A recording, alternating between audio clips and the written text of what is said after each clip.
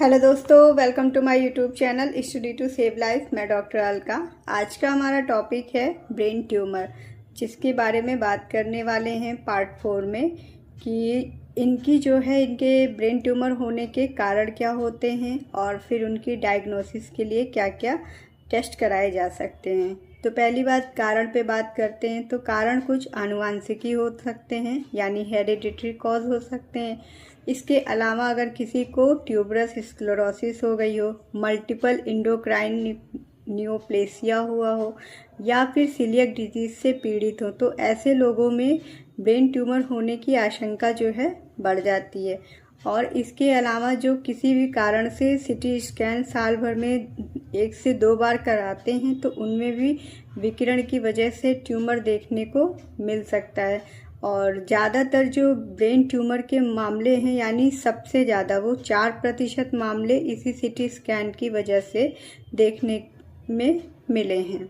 चलिए अब बात करते हैं जो लेप्टोमेनिंजेस की बात की थी, यानी कि ड्यूरा मैटर, एक्रैक्नॉइड मैटर और पाया मैटर। इन तीनों को मिलाकर एक लेयर बनती है जो कवरिंग होती है, उसको लेप्टोमेनिंजेस बोलते हैं। और इन्हीं के बीच में अरेक्नॉइड और पाया मैटर के बीच में CSF भरा होता है, यानी सेरिब्रो स्पाइनल फ्लूइड भरा हुआ होता है। अच्छा, ये बातें हो गई। अब अगर बातें कही जाएं कि डायग्नोसिस कैसे होती है, क्या किया जाता है इसके लिए, तो इसके लिए कुछ महंगी जांचें होती हैं, उनसे पता लगाया जाता है कि आखिर ट्यूमर कहाँ पर है। सबसे पहले सिटी स्कैन कराते हैं, सिटी एंजियोग्राफी कराते हैं। ज़रूरत के हिसाब से किस तरह का ट्यूमर है उस हिसाब से फाइंडिंग करके कि इसके लिए क्या बेहतर जांच हो सकती है, तो वो कराई जाती है।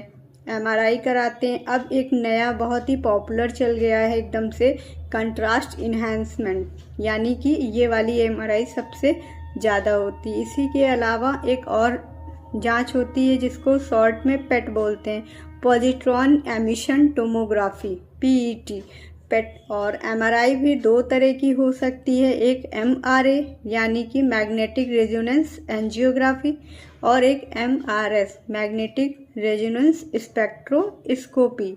तो लगभग इतनी तरह की जांचें हो सकती हैं और ये सारी जांच कराने के बाद ही पता चलता है कि ट्यूमर कहाँ पर है, किस आकार का है और वो बिनाइन है या फिर मैलिग्नेंट है। तो इसके साथ ही इसी के आधार पर डिसाइड किया जाता है कि वे ऑफ ट्रीटमेंट क्या होगा या क्या करना चाहिए। वीडियो अच्छा लगा हो लाइक शेयर सब्सक्राइब करना ना भूलें। Thank you.